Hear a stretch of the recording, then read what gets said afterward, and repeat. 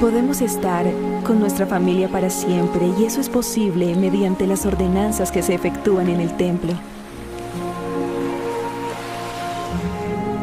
Dios ha dispuesto la manera de salvar a todos sus hijos. Mucho antes de la fundación de la tierra, Él preparó el camino para redimirlos. Cuando Moroni se apareció a José Smith, le habló de un registro que contenía la plenitud del Evangelio. Luego citó profecías del Antiguo Testamento, entre ellas las de Malaquías. El Señor revelará el sacerdocio por mano de Elías el profeta. Y Él plantará en el corazón de los hijos las promesas hechas a los padres.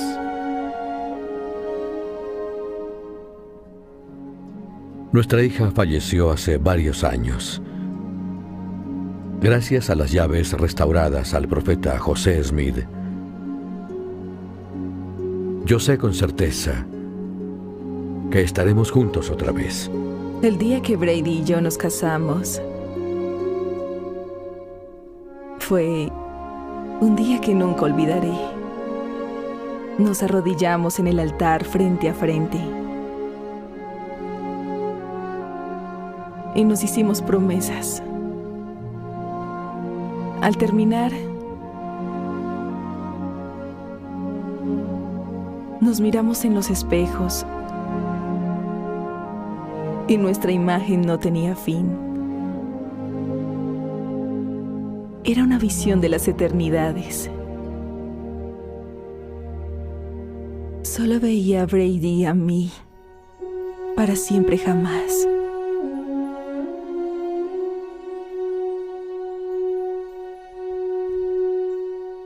He perdido a mi mejor amigo, a mi esposo. Aún al ver que mi peor temor, mi peor pesadilla, se volvía una realidad, sabía que todo iba a estar bien. Sabía que volvería a ver a Brady y yo sabía dónde estaba.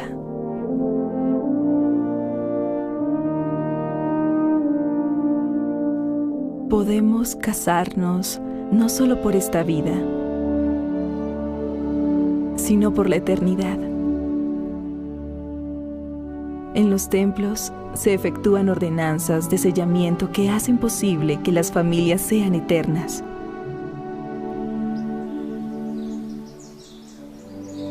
Creemos en la vida eterna. Creemos que podemos estar juntos para siempre.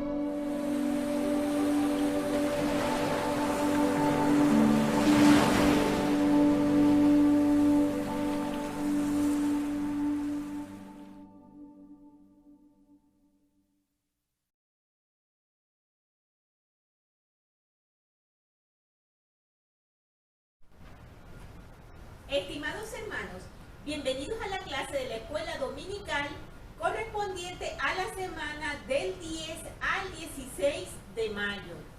Nuestra clase se titula Lo que es de Dios es luz. Y vamos a estudiar las secciones 49 al 50 de Doctrinas y Convenios. Tenemos aquí lecciones muy bonitas, hermanos, como por ejemplo que las verdades del Evangelio pueden ayudarme a reconocer las enseñanzas falsas. Recordemos que en la clase anterior estuvimos viendo algunas de esas cosas y vimos algunos aspectos que el presidente Romy nos recomendaba como claves para poder detectar esas enseñanzas falsas y todas esas cosas con las que el adversario nos quiere confundir para que pensemos que lo que Él nos está queriendo enseñar, que lo que Él nos está queriendo mostrar es de Dios y no de Él, para que precisamente caigamos en el error. Aquí veremos algunas claves más con respecto a esta manera de discernir lo que es de Dios y lo que es de Satanás. Tenemos también que el matrimonio entre el hombre y la mujer es esencial para el plan de Dios.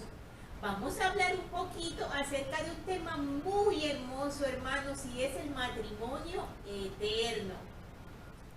Tenemos también que el que enseña y el que aprende son edificados juntamente por el Espíritu.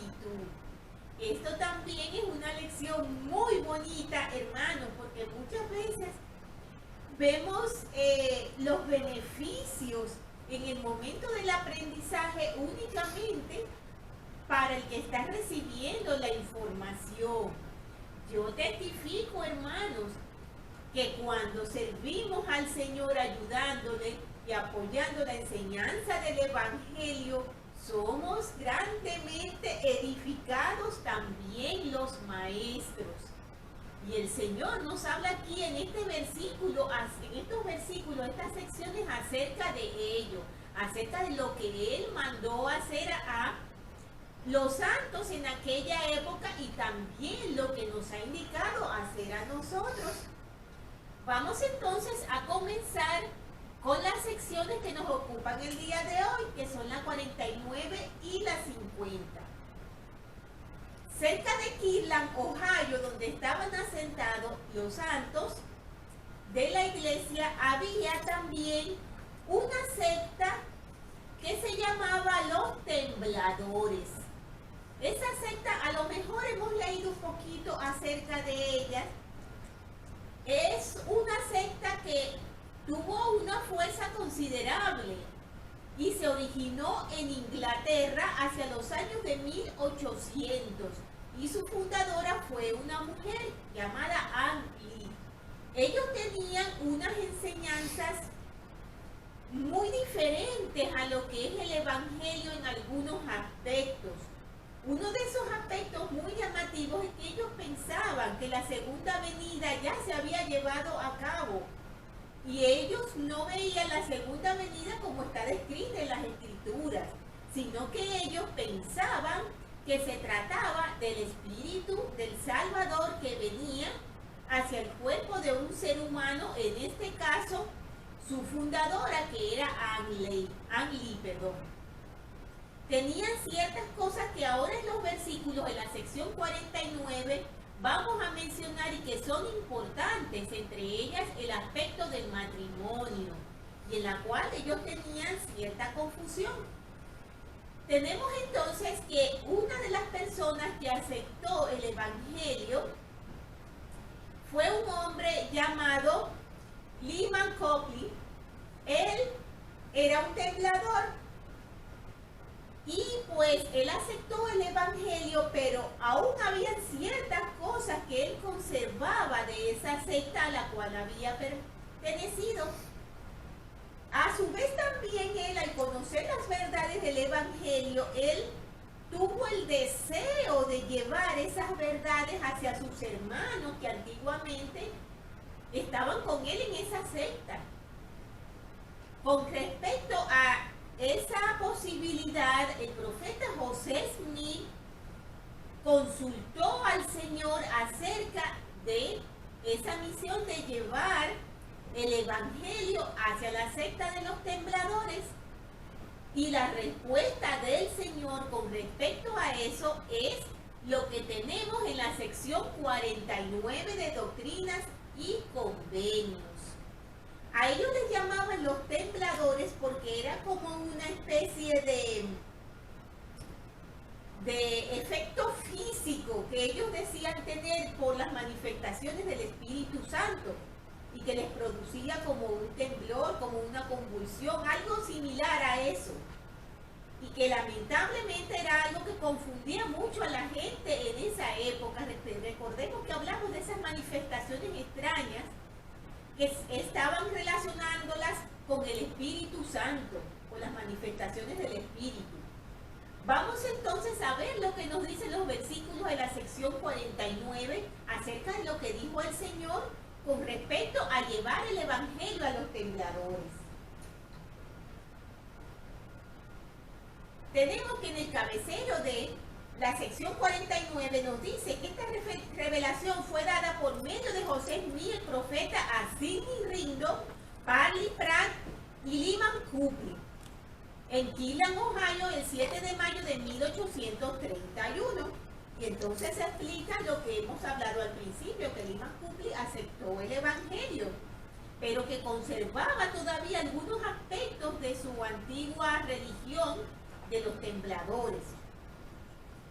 Tenemos entonces que aquí nos especifican que algunas de las creencias de los Templadores eran que ya se había efectuado la segunda venida de Cristo, que fue lo que mencionamos, y que se había aparecido en forma de mujer. Luego el Señor aclara eso también en los versículos de la sección 49. Ellos no consideraban esencial el bautismo en el agua, rechazaban el matrimonio y creían en una vida dedicada al celibato total. Algunos Templadores también prohibían comer carne. También el Señor se pronuncia con respecto a eso. En la historia de José Smith se indica lo siguiente como prefacio de esta revelación. A fin de tener una comprensión más perfecta en cuanto al asunto, pregunté al Señor y recibí lo siguiente. Y en esta revelación se refutan algunos de los conceptos básicos de estas personas, de esta secta de los Templadores. Los hermanos que previamente mencionamos, que eran Parley Pratt, Sidney Rigdon y Lyman Copley, fueron los que se fueron comisionados para llevar el Evangelio hacia los Templadores, y ellos presentaron esta revelación que dio el Señor. Lamentablemente, los Templadores no la aceptaron. Tenemos entonces que en el primer versículo, como lo hace el Señor, siempre en sus revelaciones Él dice escuchar, que prestemos atención a lo que Él tiene que decir. Y entonces en el versículo 2 dice, he aquí, os digo que ellos desean conocer la verdad en parte, pero no toda, porque no son rectos delante de mí y es necesario que se arrepientan. Antes de esto, en el versículo 1, el Señor confirmaba que era su voluntad que el Evangelio fuera llevado a los Templadores. Y una de esas personas que hemos mencionado, que eran tres, era Lyman Copley, que había pertenecido a ellos. El Señor consideraba que Lyman Copley podía ayudar en esa misión, ya que había estado con ellos, y de cierta manera él podía tener una comunicación más efectiva con sus hermanos. Pero también especificó que lo que él debía enseñarles era lo que él había aprendido del Evangelio, no aquellas cosas que hemos mencionado que él aún conservaba de esa secta. Tenemos entonces que dice, como habíamos mencionado, que ellos deseaban conocer la verdad, pero no estaban dispuestos a aceptar aquello que contradecía lo que ellos creían. En el 3 nos dice, por lo cual os mando, mi siervo Sidney Parley, que les prediquéis el Evangelio. Y mi siervo Lyman será ordenado a esta obra para que razone con ellos, no conforme a lo que ha recibido de ellos, sino de acuerdo con lo que vosotros, mis siervos, le enseñareis. Y si así lo hace, lo bendeciré, de otro modo no prosperará. Tenemos aquí, hermanos, una parte que a mí me gustó muchísimo, porque siempre hemos mencionado que aunque vemos estas revelaciones y hablamos de estas historias y de estas cosas que pasaron hace tanto tiempo, son perfectamente aplicables ahora y podemos aprender mucho de ellas. Entre esas cosas tenemos lo que nos dice aquí en el versículo 2. Dice, he aquí os digo que ellos desean conocer la verdad en parte, pero no toda, porque no son rectos delante de mí y es necesario que se arrepientan. Muchas veces, hermanos, lamentablemente, nosotros tenemos esa tendencia frecuentemente a tener el deseo de conocer las cosas de Dios, ¿verdad? Decimos, quiero acercarme a Dios, quiero conocer el Evangelio, incluso yo acepto el Evangelio. Pero quizás debemos meditar un poco, pero ¿estamos aceptando todo el Evangelio? ¿O estamos siendo como los Templadores y estamos aceptando solo una parte del Evangelio.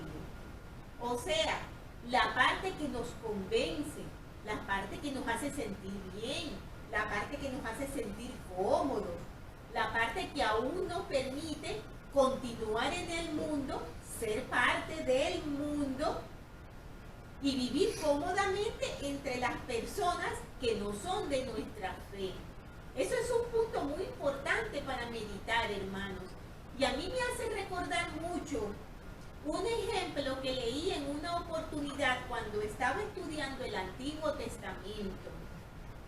Recuerdo que el ejemplo decía que el Evangelio era como un trozo de madera, como un tronco. Imaginemos esta regla como un tronco. Cuando nosotros decimos, voy a levantar este tronco, ¿acaso podemos levantarlo únicamente de una esquina? ¿Lo habremos levantado completamente si lo levantamos de una esquina? No, ¿verdad? El tronco únicamente podrá elevarse si lo cogemos completo. De esa misma manera, hermanos, necesitamos sujetarnos completamente al Evangelio y no como los tembladores, únicamente las cosas que nos convencen o que nos gustan. Por ejemplo, podemos ser personas de decir, acepto el Evangelio, voy cada domingo a la capilla, tomo la Santa Cena y voy a renovar mis convenios. Pero no quiero participar en la obra en el sentido de servir a través de llamamientos. Es mucha responsabilidad, es difícil, es complicado. Esa parte como que no. O no acepto la parte de los diezmos porque gano poco, porque no me conviene, porque no puedo, según mi raciocinio. O acepto la palabra de sabiduría en cuanto a mi salud, en cuanto a mantener mi cuerpo sano. Pero sin embargo, lo que se refiere a la modestia no lo acepto porque es anticuado y me gustaría más ir a la par del mundo, sentirme atractiva, sentirme a la moda. No importa que ello vaya contrario a lo que en el Evangelio el Señor me ha enseñado. Todas estas cosas son aceptaciones parciales del Evangelio, hermanos, y tenemos que tener mucho cuidado con eso. Una importante lección tenemos allí. Vamos a continuar leyendo lo que nos dicen los versículos, y dice,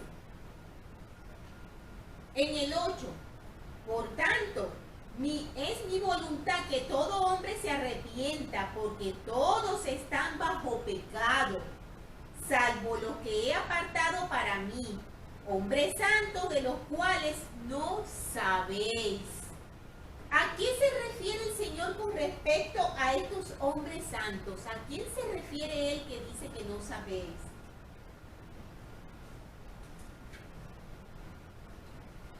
Tenemos aquí, hermanos, que el presidente Joseph Fielding Smith explicó que hay hombres sin pecado y reservados por el Señor, que son personas que han sido trasladadas, como Juan el Revelador y los 3 nefitas, que no pertenecen a esta generación, y sin embargo tienen un cuerpo y están en la tierra, llevando a cabo un ministerio especial para la venida de Jesucristo. En una oportunidad estuvimos hablando bastante acerca de Juan el Revelador y también de los 3 nefitas. Les invito a buscar esas escrituras y a volver a repasarlas, hermanos. Porque como mencionamos, siempre aprendemos algo en todas estas lecciones que estudiamos. Y sorprendentemente siempre hay algo nuevo. Fíjense en ese aspecto que estábamos hablando de los tembladores, hermanos. Y en aquello de aceptar parcialmente el Evangelio y no todo lo como corresponde hacerlo. Cuando yo estaba estudiando esa lección, yo medité en algo y pensé lo siguiente, hermanos. Se nos podría ocurrir pensar qué hubiera sido de nosotros si el Salvador también hubiera aceptado su misión al venir aquí al mundo parcialmente. ¿Creen ustedes acaso que cuando el Salvador se sacrificó tan grandemente por nosotros, en esa expiación infinita que Él llevó a cabo obedeciendo a su Padre, y en ese sufrimiento tan incomprensible para nosotros, porque no hay otro ser que hubiera podido soportarlo, ustedes piensan que Él lo hizo solamente parcialmente, que hubiera podido hacerlo únicamente parcialmente? ¿Se imaginan que Él hubiera dicho, todo esto lo voy a hacer para salvar solamente a aquellos profetas del Antiguo Testamento? Abraham, Moisés, Samuel, Isaías, a mis discípulos que tengo aquí, a los que sé que han sido buenos, solo a ellos. No, hermanos, Él no lo hizo así.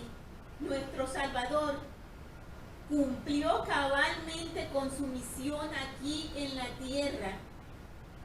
Él no solamente tomó un trocito de su expiación, Él tomó los pecados del mundo, de todos nosotros, de quienes habían estado en la tierra, de quienes estaban en ese momento, de cada uno de nosotros que estaríamos aquí en un futuro, por cada uno de nosotros, hermanos. No importa si íbamos a ser buenos, si íbamos a ser malos, si íbamos a aceptar el Evangelio o si no lo íbamos a aceptar. Él lo hizo por todos nosotros. Y eso nos hace reflexionar, hermanos, en eso de tomar únicamente una esquinita del Evangelio, y nos hace pensar qué difícil se nos hace obedecer la insignificancia que Él nos pide, hermanos, porque es tan grande lo que nuestro Salvador ha hecho por nosotros, es tan infinitamente grande lo que Él sigue haciendo por nosotros. Es nuestra salvación, es estar allí constantemente a nuestro lado. Y sin embargo, pensemos lo mucho que nos cuesta a nosotros aceptar lo que Él nos pide. Eso es algo, hermanos, que yo les invito a que lo mediten en el corazón y sentirán seguramente lo que yo sentí cuando pensé en todo eso. Tristeza. Tristeza de saber que un ser tan grande, tan glorioso, tan infinitamente misericordioso, después de todo cuanto ha hecho y hace por nosotros, todavía aún nosotros tenemos tantas reservas para coger el tronco del Evangelio y levantarlo en alto, con decisión, con fortaleza y con perseverancia, completo, no en parte. Pensemos en eso y meditémoslo, hermanos, porque es muy importante. No solamente por aprender, sino por subsistir en esta etapa de la mortalidad, porque solo de esa manera, como nos dice esta lección, las verdades del Evangelio nos pueden ayudar a reconocer las enseñanzas falsas y a salir adelante. Continuando entonces con las enseñanzas, tenemos que en el versículo 15 nos dice, y además, de cierto os digo, que quien prohíbe casarse no es ordenado por Dios, porque el matrimonio lo decretó Dios para el hombre. Por lo tanto, es lícito que tenga una esposa y los dos serán una sola carne, y todo esto para que la tierra cumpla el objeto de su creación, y para que sea llena con la medida del hombre conforme a la creación de éste antes que el mundo fuera hecho. Los tembladores, hermanos, pensaban que el matrimonio no era especialmente necesario. No era que lo rechazaran completamente, pero para ellos espiritualmente era muy superior el mantenerse en el celibato que ir hacia un matrimonio. Ellos estaban muy confundidos con eso. Y allí el Señor en esos versículos lo aclara perfectamente. Vamos a hablar un poquito acerca del matrimonio celestial porque es un tema realmente hermoso, hermanos.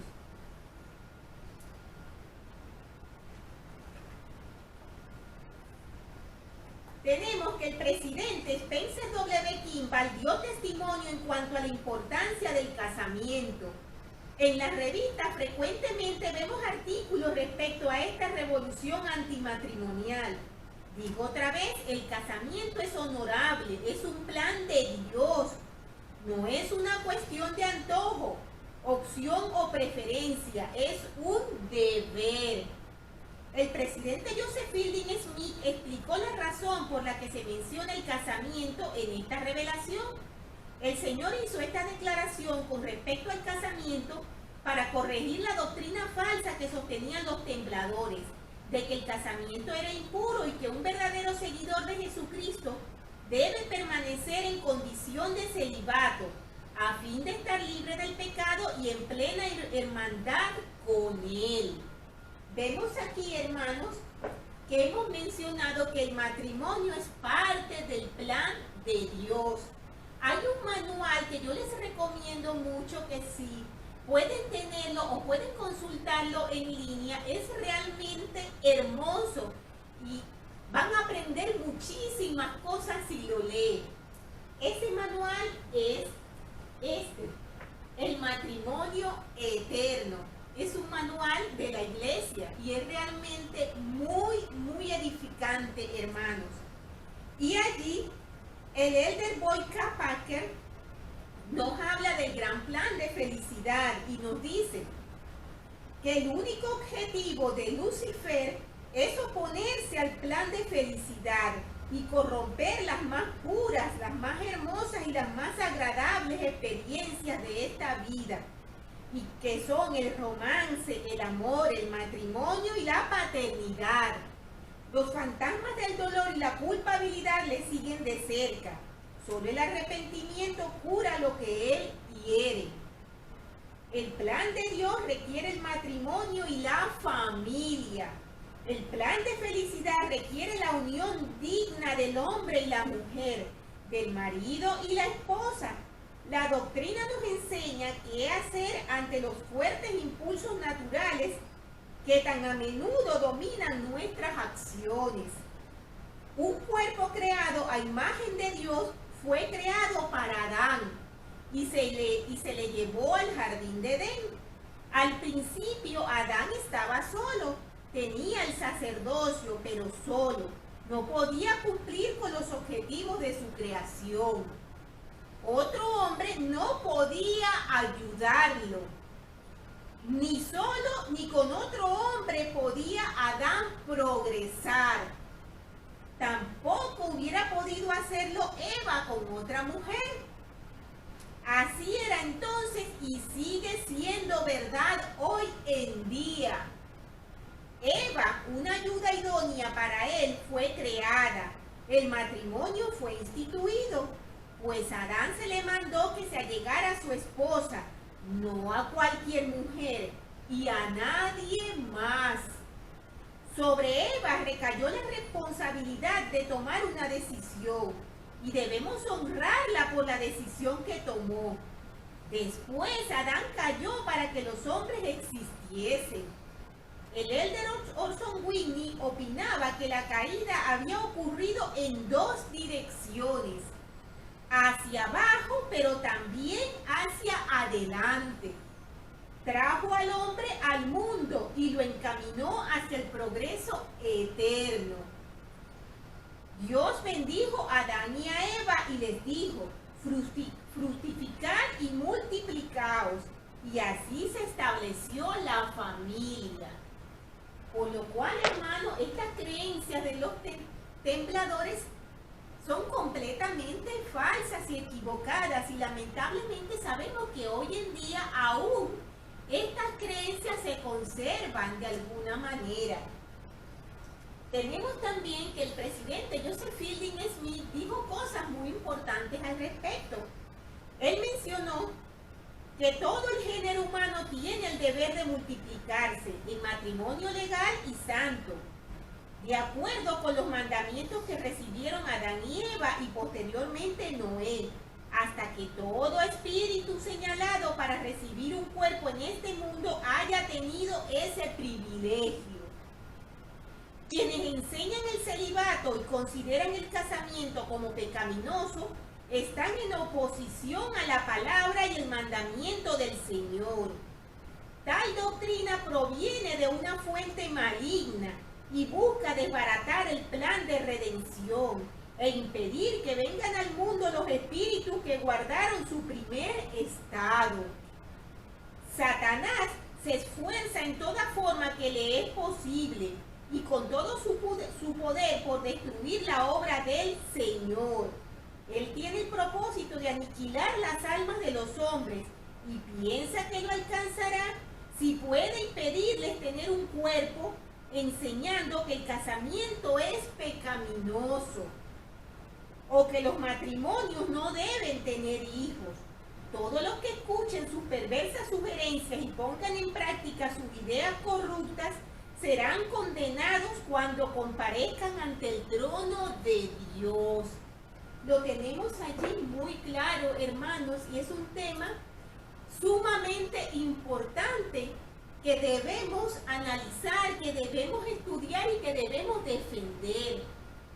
Nos hemos dado cuenta que hoy en día el matrimonio se ha postergado muchísimo, ¿verdad? Y delante del matrimonio van muchas cosas más. Si nos damos cuenta, hermanos, al postergar el matrimonio, al sellarnos con nuestro esposo, con nuestra esposa en el templo, nosotros al no hacerlo estamos postergando lo que realmente es eterno, lo que realmente es importante. El matrimonio en sí, cuando se lleva adelante en el templo, es un matrimonio eterno. Sabemos que es una ordenanza esencial y vital en nuestras vidas y que es algo en lo que nosotros debemos trabajar mucho, porque no es solamente ir y sellarnos en el templo, es también procurar que esa unión realmente sea eterna, cumpliendo con el convenio que hemos hecho con el Señor, porque recordemos que al hacer un convenio no solamente debemos pensar en las bendiciones que el Señor nos va a otorgar, sino también en la parte que nosotros tenemos que hacer. Tenemos que el elder Burton Howard tiene un mensaje muy bonito que se llama el matrimonio eterno. Y allí nos dice que los profetas han enseñado de manera uniforme que el elemento máximo y culminante del gran plan de Dios para bendecir a sus hijos es el matrimonio eterno. El presidente Ezra Taft Benson declaró: la fidelidad al convenio del matrimonio trae el gozo pleno aquí en la tierra y recompensas gloriosas en el más allá. El presidente Howard Hunter describió el matrimonio celestial como la ordenanza suprema del Evangelio y aclaró que aunque el lograrlo tome más tiempo para algunos, tal vez incluso más allá de esta vida eterna, no será denegado a ninguna persona digna. El presidente Gordon B. Hinckley ha dicho que el matrimonio eterno es una cosa maravillosa, un don más precioso que todos los demás. Y entonces el elder Burton nos habla un poco acerca de su matrimonio eterno, acerca de la experiencia que vivió con su esposa. Y él pone el ejemplo de algo que su esposa hacía y que él en principio no comprendía bien. Vamos a prestar atención un poco a esa pequeña historia y veremos la gran lección que da. Él menciona que ellos comenzaron siendo estudiantes universitarios muy pobres.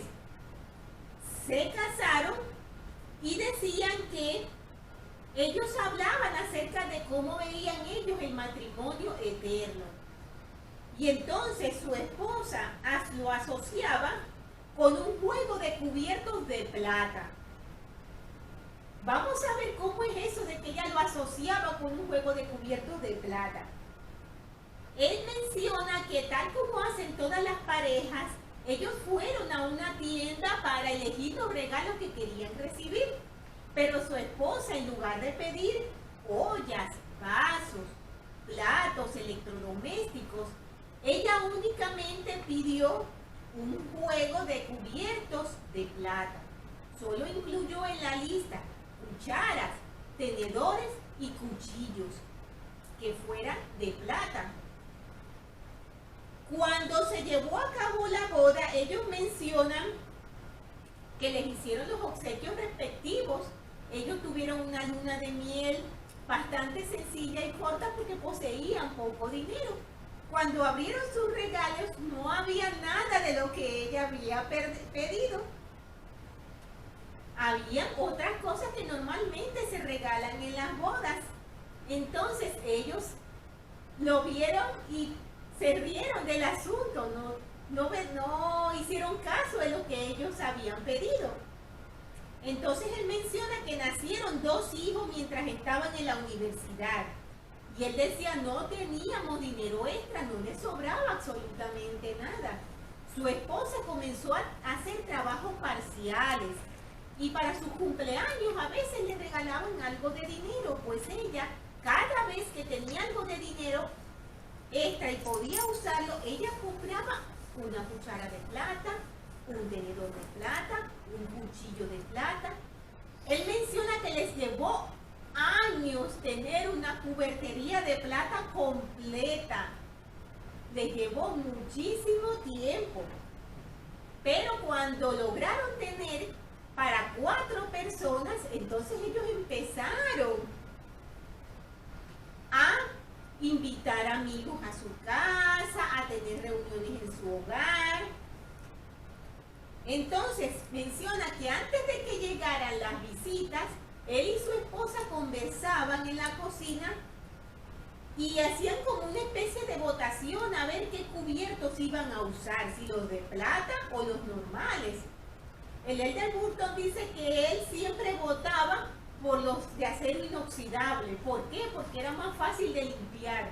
Él sabía muy bien que si sacaban los cubiertos de plata iban a tener muchísimo trabajo cuando la visita se marchara para limpiarlos. Porque él dice que su esposa los tenía escondidos debajo de la cama para que un ladrón no los encontrara con facilidad. Ella había insistido en que se comprara un paño especial para limpiarlos. Cada pieza iba en una bolsa y no era muy fácil tenerlas listas, decía él. Cuando se usaban los cubiertos de plata tenían que lavarlos a mano pieza por pieza, secarlos pieza por pieza, que no quedara ni una sola mancha, envolverlos de nuevo en los paños, guardarlos en sus bolsas y volver a esconderlos debajo de la cama, por lo cual era bastante tedioso.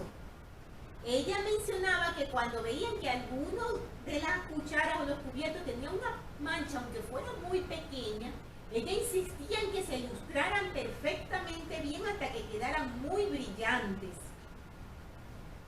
Entonces él mencionaba que su esposa no se enojaba con mucha facilidad. Era una persona muy calmada. Un día sus hijos quisieron llevar algunos de esos cubiertos de plata para jugar con la arena. Se pueden imaginar la reacción de ella, por supuesto, no lo permitió. Entonces, él nos dice aquí que durante años él pensaba que su esposa era un poco excéntrica, porque él no entendía muy bien el tema de esos cubiertos de plata que ella tenía. ¿Cuál era esa asociación que ella quería hacer con esos cubiertos de plata? Ellos fueron llamados a una misión que iban a hacer. Y ella le dijo, tenemos que alquilar una caja de seguridad y mantenerlos protegidos. cuando nosotros no estemos para cuidarlos, porque no vamos a poder llevarlos. Entonces, el elder Burton menciona, hasta que un día me di cuenta de que por mucho tiempo ella había sabido algo que yo apenas empezaba a entender. Si queremos que algo dure para siempre, debemos tratarlo de forma diferente.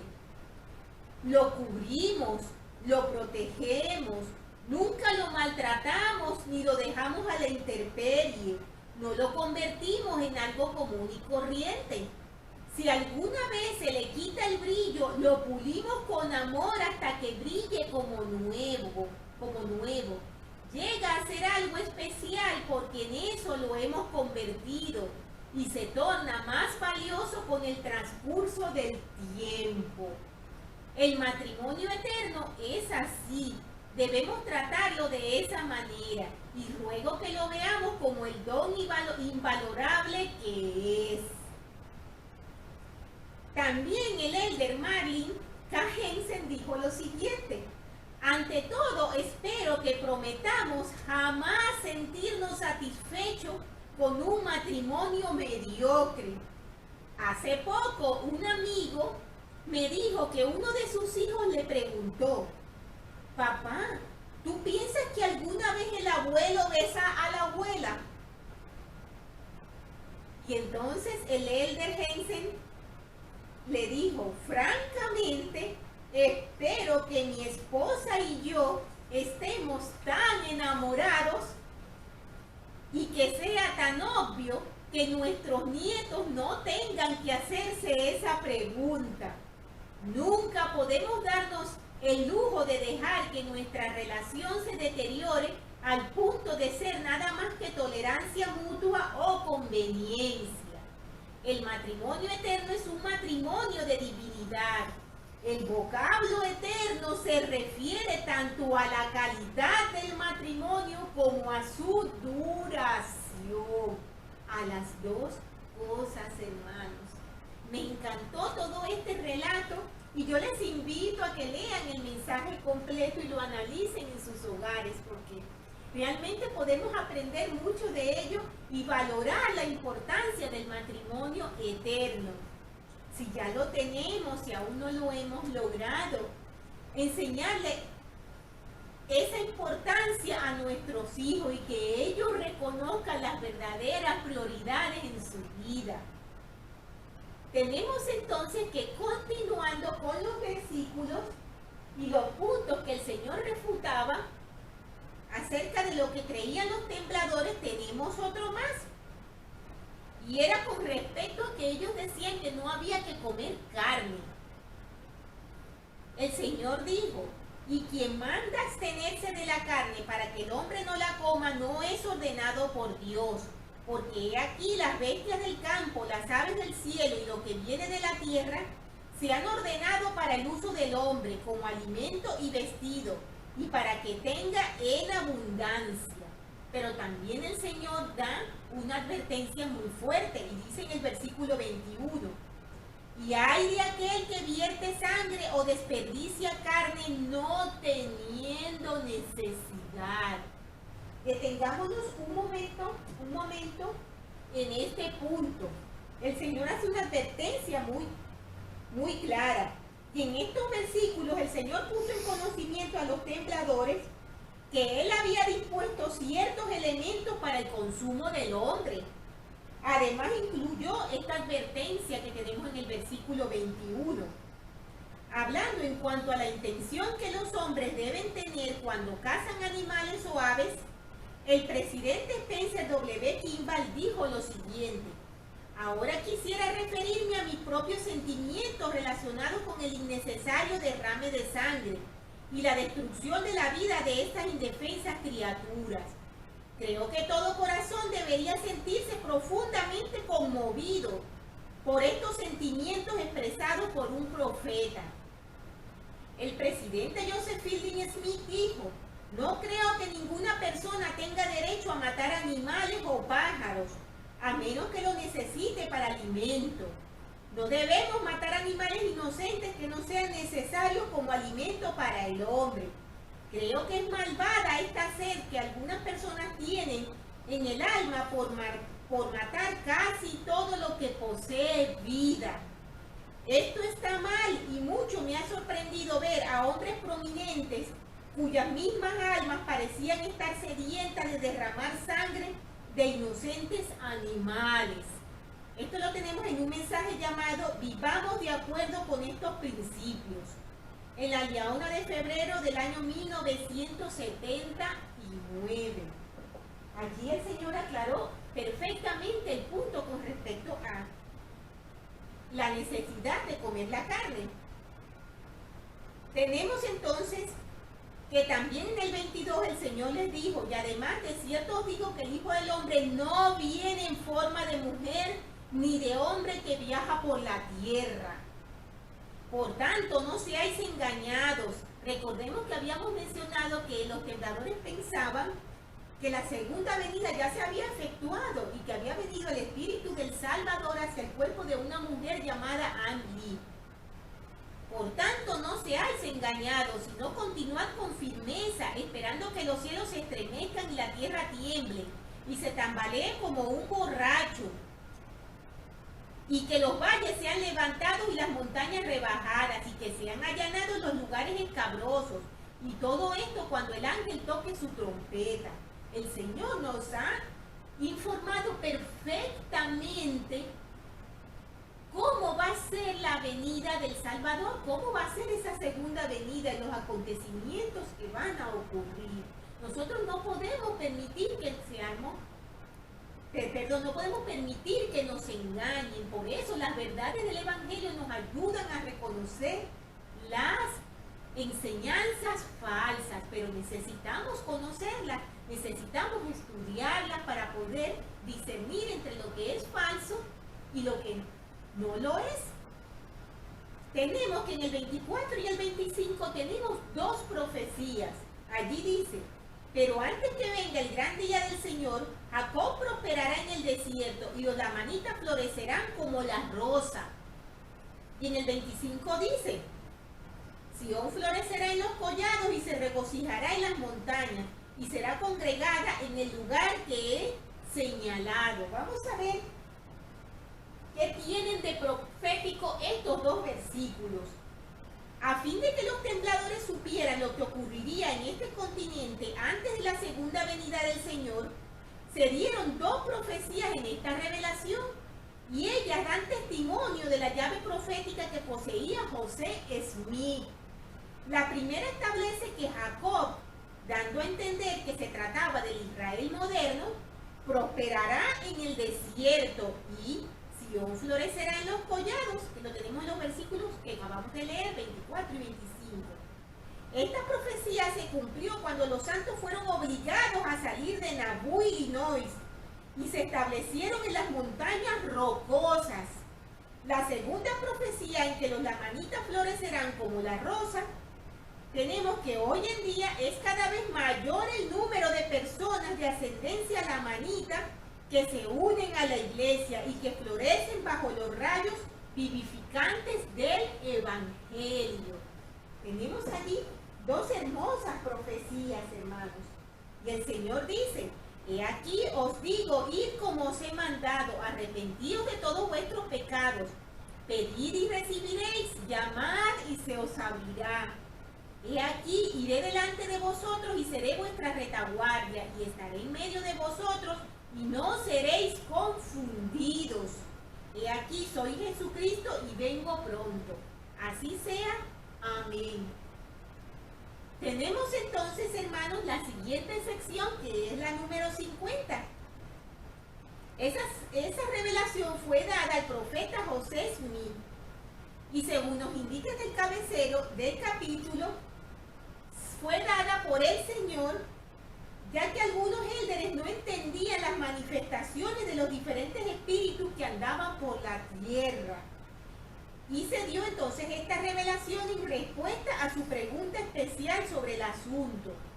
Los así llamados fenómenos espirituales no eran raros entre los miembros, algunos de los cuales afirmaban estar recibiendo visiones y revelaciones.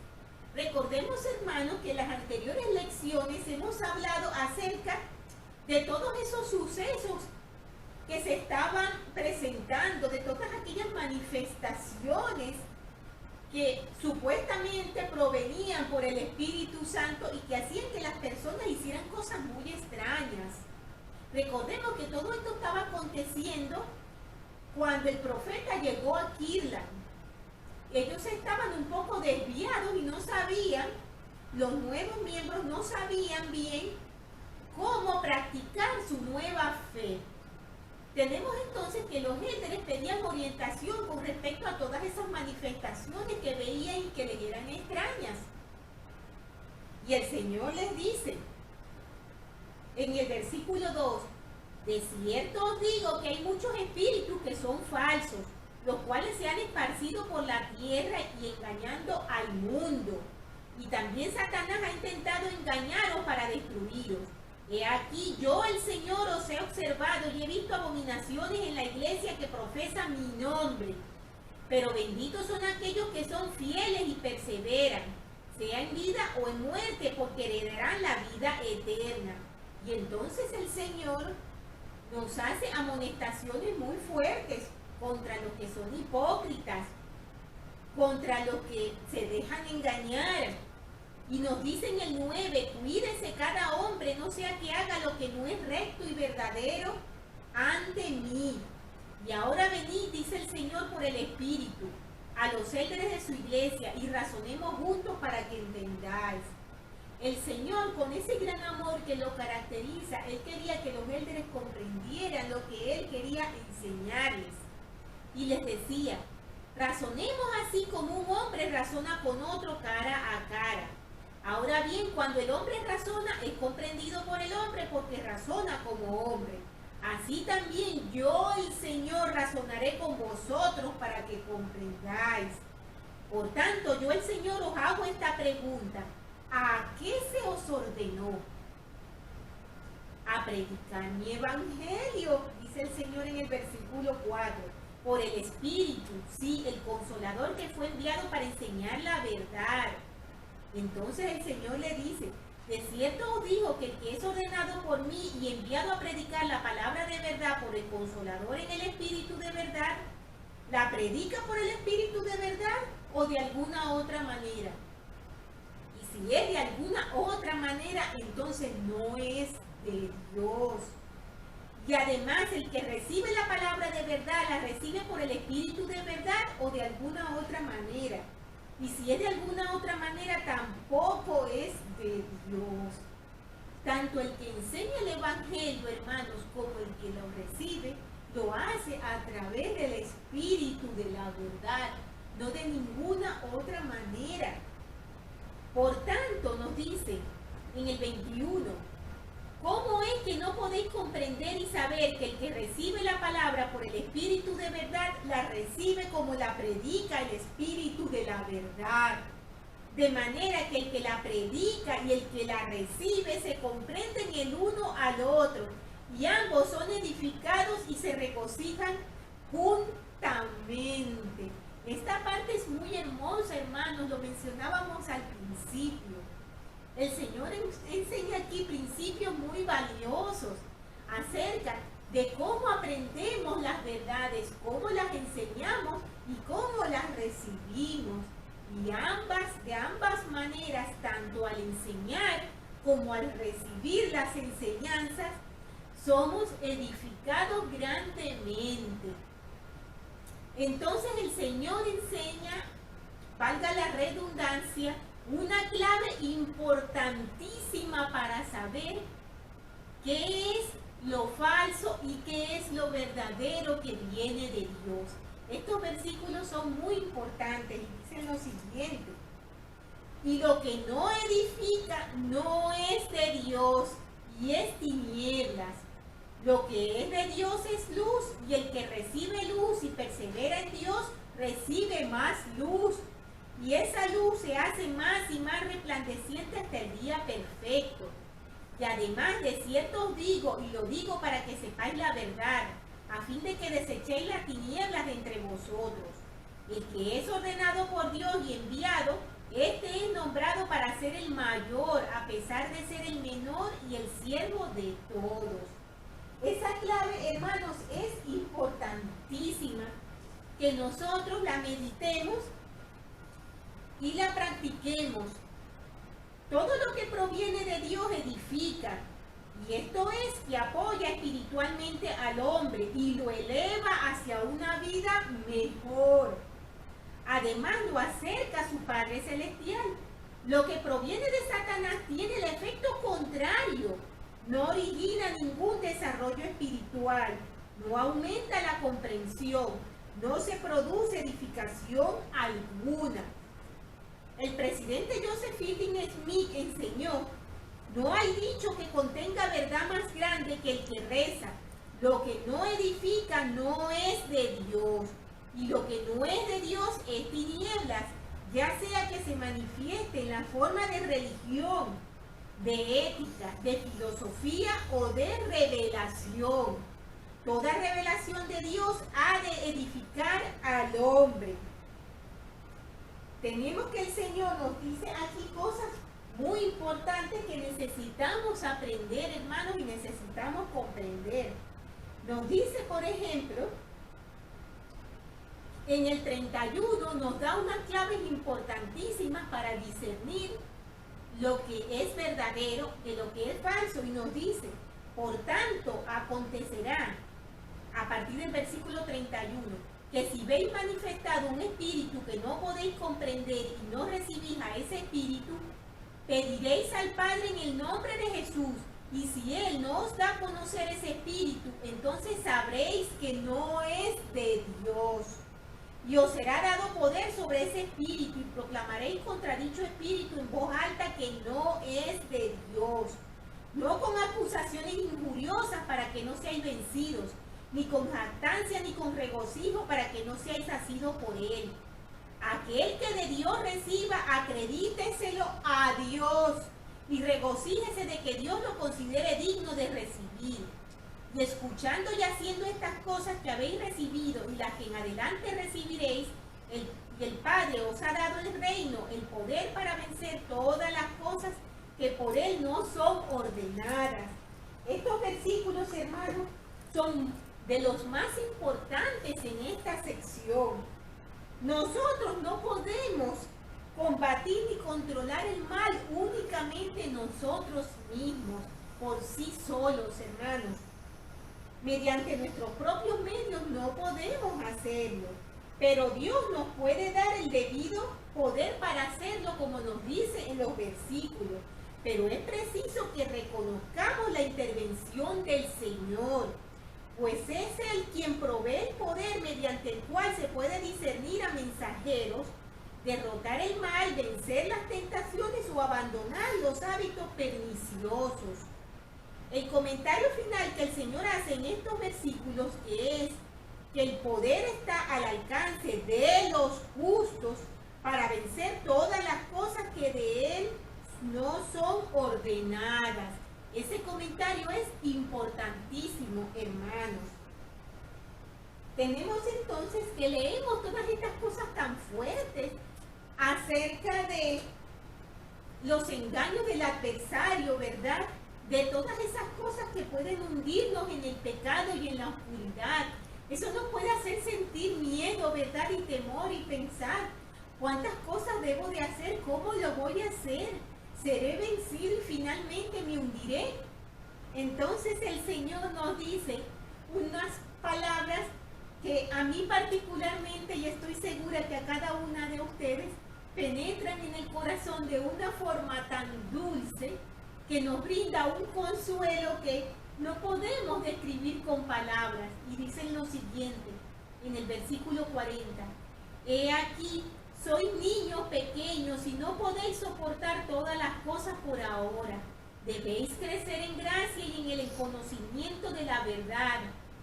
No temáis, pequeñitos, porque sois míos, y yo he vencido al mundo. Y vosotros sois de aquellos que mi Padre me ha dado. Ninguno de los que el Padre me ha dado se perderá. Y el Padre y yo somos uno. Yo soy en el Padre y el Padre en mí, y por cuanto me habéis recibido, vosotros sois en mí y yo en vosotros. Esas son unas palabras hermosas que nos llenan de gozo, hermanos. Tenemos que el elder Mariner Merrill tomó esas palabras de solaz y consuelo y las aplicó a la familia. Si damos prioridad a nuestras obligaciones para con la iglesia, entonces tenemos una buena probabilidad de permanecer en la iglesia y conservar la hermandad entre nosotros. Y si hay hermandad entre nosotros, tendremos confraternidad con el Espíritu del Señor, el cual nos dirigirá en todas nuestras sendas, y seremos preservados en la verdad con nuestra familia. Algunos miembros de nuestra familia tal vez anden descarriados, no actúan como nos gustaría que actuaran. No sucede esto en muchas familias. Muchos de nosotros, cuando escuchemos estas palabras, hermanos, bajaremos nuestras cabezas y recordaremos todos esos seres queridos que se encuentran descarriados, que no quieren venir a la iglesia, que no quieren aceptar el Evangelio. Y él dice, esos son los hijos cuyo comportamiento disgusta a sus padres. ¿Qué vamos a hacer al respecto? Hagamos lo más que podamos, pero asegurémonos de no ser nosotros mismos la causa de su falta de integridad en la obra del Señor. Creo que mediante nuestra fidelidad y nuestras súplicas podemos ser el medio, no solo de salvarnos nosotros mismos, sino también de salvar a aquellos que Él nos ha confiado como hijos. El Señor es misericordioso y escuchará nuestras oraciones y nos concederá aquello que anhelamos por nuestra integridad hacia Él y su obra. Y posiblemente mediante nuestra fidelidad, nuestros hijos que andan errantes o que tal vez se hayan apartado de la senda, vuelvan al rebaño poco a poco, porque el Señor nos escuchará en bien de ellos. Estas palabras, hermanos, son muy gratificantes y son muy consoladoras para todos aquellos que pasamos por esa etapa o por esa circunstancia difícil de que nuestros seres queridos no quieren abrazar el Evangelio, no quieren participar de todo este gozo y de todas estas bendiciones que nosotros tenemos al estar fuertes dentro de la iglesia. En el manual del matrimonio eterno, me quiero leer algunas palabras que dijeron algunos de los líderes en cuanto a los hijos descarriados nacidos en el convenio. El profeta José Smith dijo, cuando se fija el sello sobre el padre y la madre, esto les asegura su posteridad, a fin de que no se pierda, sino que sean salvos en virtud del convenio de su padre y su madre. El presidente Brigham Young dijo, tomen los padres y las madres que sean miembros de esta iglesia y reino una dirección correcta y traten con toda su fuerza de no hacer el mal, sino el bien toda su vida, ya sea que tengan un hijo o 100 hijos.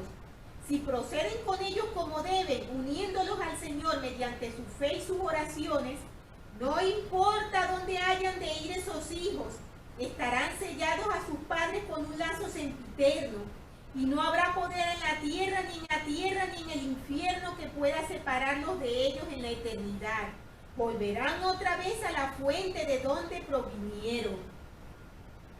En la primera presidencia, el presidente Spencer W. Kimball, Eldon Turner y Marion Romney dijeron, en una época en que la santidad del hogar se encuentra bajo el ataque y en la que el cuidado de los hijos se trata a la ligera, nos hemos propuesto por medio del manual de la noche de hogar recalcar a los padres la importancia de nutrir el amor en el hogar para que en lo futuro, si uno de los hijos que ha recibido instrucción se descarría, en su momento regrese para no perder su lugar en el círculo eterno de la familia. El elder Boyka K. Parker dijo lo siguiente, no es raro que algunos padres responsables pierdan a uno de sus hijos por un tiempo, a causa de influencias que están fuera de su control. Se angustian por los hijos, Se preguntan por qué no pueden hacer nada cuando se esforzaron tanto por hacer lo que debían. Tengo la convicción de que esas influencias inicuas algún día serán abolidas. El profeta José Smith enseñó, y jamás enseñó una doctrina más reconfortante, que el sellamiento eterno de padres fieles y las divinas promesas que se les haya hecho por su valiente servicio en la causa de la verdad, los salvarían no solo a ellos, sino también a su posteridad. Oren por sus hijos descuidados y desobedientes, manténganse cerca de ellos mediante la fe, continúen con esperanza y confianza hasta ver la salvación de Dios. No se puede recalcar demasiado el valor del matrimonio en el templo, los lazos de unión de la ordenanza selladora y las normas requeridas de dignidad. Cuando los padres guardan los convenios que han hecho en el altar del templo, sus hijos estarán sellados a ellos para siempre. El elder James Faust dijo, hay grandes promesas espirituales que pueden ayudar a los padres fieles en la iglesia. Los hijos sellados eternamente a los padres pueden recibir las grandes bendiciones que se prometieron a sus valientes antepasados, que cumplieron noblemente con sus convenios. Si los padres guardan los convenios que hicieron con Dios, Él también los respetará. De esa manera, de esa forma, los hijos se convierten en beneficiarios y herederos de estos grandes convenios y promesas. Y todo esto por ser los hijos del convenio. Palabras, hermanos, de gran consuelo para todos nosotros, que nos hablan de fuerza, nos hablan de perseverancia, nos hablan de fortaleza, de que lejos de dejar caer nuestros brazos por la desilusión y dar por perdidos a nuestros hijos, es cuando más fuerte debemos estar y más asidos a la barra de hierro y más asidos a esos convenios que hemos hecho con el Señor. Porque no debemos dudar en ningún momento que Él va a cumplir su parte si nosotros también cumplimos la nuestra. Finalizando la sección 50, también el Señor dice, por tanto, estoy en medio de vosotros y soy el buen pastor y la roca de Israel. El que edifique sobre esta roca nunca caerá. Y viene el día en que oiréis mi voz y me veréis y sabréis que yo soy. Velad pues para que estéis apercibidos. Así sea. Amén. Me gustaron mucho esas palabras que dicen, y viene el día en que oiréis mi voz y me veréis y sabréis que yo soy. Muchas veces hemos escuchado, hermanos, decir que cuando estemos frente a nuestro Padre Celestial nos vamos a asombrar mucho de lo familiar que va a ser su rostro para nosotros, que ahora no lo recordamos.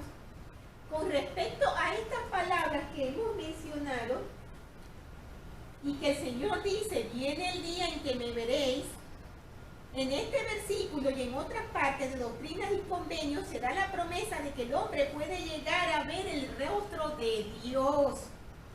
El elder Orson Whitney señaló que la forma en la que el Señor decida manifestarse depende de la dignidad y la preparación de aquellos a quienes Él se pueda manifestar.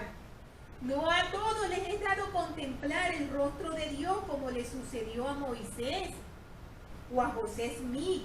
Una persona debe estar especialmente preparada antes de ver lo que el profeta vio. No espero que el Señor se me manifieste en la misma forma en que lo hizo a José Smith. Espero que Él se comunique conmigo mediante los dones con los que Él me ha investido y no por medio de los que ha conferido a uno de mis hermanos, a menos que ellos tengan el derecho de recibir un mensaje para mí. Cuando el Señor me hable o cuando os hable a vosotros, lo hará en la forma que nuestra preparación, nuestros dones y poderes lo justifiquen, pues a todos se nos ha conferido dones en cierto grado, como hablamos en la última clase, hermanos, que estuvimos hablando de los dones espirituales. Realmente el Señor se nos manifiesta de muchas maneras. Muchas veces decimos, el Señor no habla conmigo como hablaba con aquellos profetas. El Señor habla con nosotros de tantas maneras, hermanos. A veces lo hace de formas que tal vez consideremos pequeñas, pero que son grandiosas. Cuando estamos aprendiendo, cuando estamos leyendo, cuando buscamos una respuesta en las Escrituras, cuando estamos tratando de comprender algo, cuando vemos que somos alertados y podemos ayudar a nuestros hijos a librarse de un peligro, cuando vemos a nuestros hijos volver a nuestros brazos cuando han estado perdidos. Son milagros que el Señor hace, son maneras en las que el Señor nos habla con gran amor. A mí me gustó mucho una escritura que he escuchado mucho repetir en la conferencia general y también lo he escuchado en nuestra conferencia Destaca. Y esa escritura dice: ¿quién nos separa del amor de Cristo? ¿Tribulación o angustia, o persecución o hambre, o desnudez o peligro, o espada? Ni lo alto ni lo profundo, ni ninguna otra cosa creada nos podrá separar del amor de Dios, que es en Cristo Jesús, Señor nuestro. Eso lo tenemos en Romanos 8, del 35 al 39. Son, hermanos, unas palabras que a mí me llenan de gran gozo y que nos explican esos momentos en los que nosotros recibimos esas ayudas y esas bendiciones tan grandes y decimos: ¿por qué a mí? Y nos sentimos tan pequeñitos, ¿verdad? Porque nos hemos equivocado, porque hemos errado el camino, porque no estamos haciendo todo lo que tenemos que hacer. Y es porque no hay nada que nos pueda apartar del amor de Cristo, hermanos. No es Cristo el que se aparta de nosotros, somos nosotros quienes nos apartamos de su amor. Cuando no queremos allegarnos a Él, cuando no aceptamos sus enseñanzas, cuando tomamos el Evangelio únicamente por una esquina, cuando hacemos caso omiso a toda esa información y todas esas advertencias que a través de nuestros profetas recibimos y que vienen directamente de Él, hermanos. Él nos ama infinitamente y nunca se aparta de nosotros. Nada de lo que nosotros hagamos va a hacer que Él nos quiera menos. Él siempre está allí, como lo dice la Escritura. Y eso nos da gozo y nos da esperanza y nos da fortaleza para que así como su amor es infinito, es incondicional, también lo sea nuestra fidelidad hacia Él. Yo sé, hermanos, sin ninguna duda que esta es la iglesia verdadera.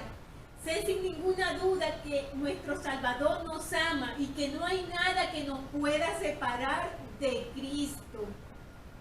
Sé sin ninguna duda, hermanos, que Él nos ha preparado el camino para que podamos salir victoriosos de esta senda de la mortalidad. Sé sin ninguna duda que el matrimonio entre el hombre y la mujer es esencial para el plan de Dios. Sé sin ninguna duda que al enseñar y el aprender son edificados juntamente por el Espíritu quienes lo hacen, hermanos. Sé que el libro de Mormón es verdadero y todos nuestros libros canónicos lo son, hermanos. Sé que nuestro Salvador vive, que nos ama y siempre está a nuestro lado. Que nuestro Padre Celestial nos ama infinitamente. Nos ha dado a su Hijo unigénito para nuestra salvación. Y ellos nos esperan con los brazos abiertos. Y esto lo dejo, hermanos, con mucho amor y humildad en el sagrado nombre de Jesucristo. Amén. Por favor, hermanos, estudien la siguiente lección para la semana que viene, que se titula Mayordomo fiel, justo y sabio. Doctrinas y Convenios 51 al 57. Tengan, hermanos, una estupenda semana.